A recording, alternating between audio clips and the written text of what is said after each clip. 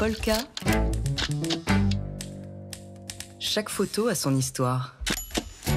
C'est vendredi, on parle photo dans les matins de jazz avec l'équipe de Polka Magazine. Et en l'occurrence, aujourd'hui, c'est vous, Dimitri Beck, qui commentez la photo de la semaine. Une photo terrible qui est signée Paul Ratch de l'AFP.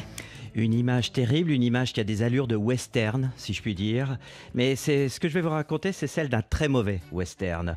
On voit un homme qui est un agent de police, garde-frontière, qui est à cheval et qui a toute la panoplie du cow-boy. Des jambières, un large chapeau, et puis il attrape violemment, dans un grand effort, par son t-shirt, un homme de couleur noire. Alors à y regarder de plus près, on peut lire sur le visage de l'agent de police une crispation, une colère même, puisqu'il est dans l'effort.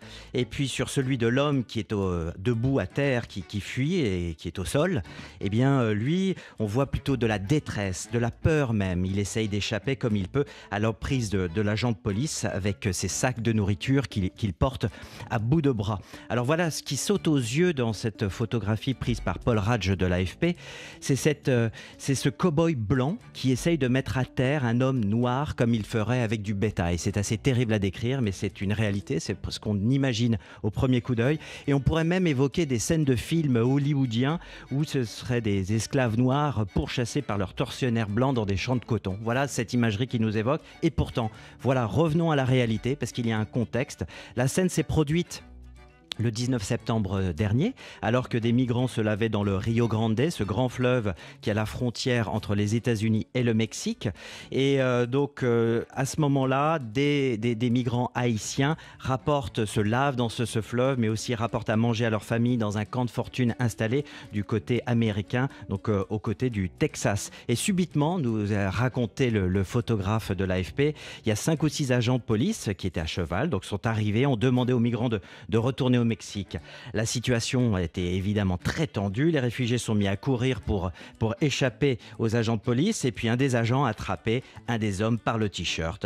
Le photographe a raconté, je ne crois pas qu'il l'ait blessé. Pourtant, on a vu ces rênes tenues par l'agent de police sur son cheval à tournoyer parce qu'elles sont assez larges pour bien manœuvrer, évidemment. Donc, c'était très impressionnant. Comme si, d'ailleurs, on avait l'impression que le policier allait fouetter l'homme qui était au sol. Alors voilà, cette situation, elle est redescendue. La tension est redescendue. On sait que, grâce aux photographes, que les migrants ont pu rejoindre leur camp de fortune. Mais donc, cette image forte a une portée symbolique. Donc voilà, ce cow-boy blanc violente un homme noir sans défense, ça fait forcément polémique et réaction aux États-Unis. Kamala Harris, la vice-présidente, et des élus démocrates ont parlé d'images horribles et dérangeantes. L'administration Biden a ouvert une enquête pour faire la lumière sur ce qui s'est passé. Mais après, tout ce que nous racontent ces images, bien sûr, il y a cette violence directe, mais il y a aussi tout un pays, un drame vécu par un pays qu'il faut mettre en perspective.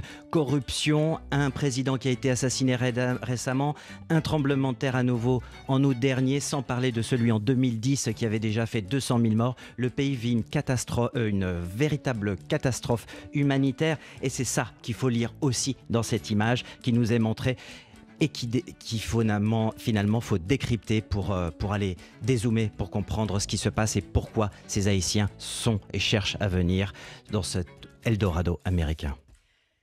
La photo de la semaine par Dimitri Beck de Polka Magazine. Polka. Chaque photo a son histoire.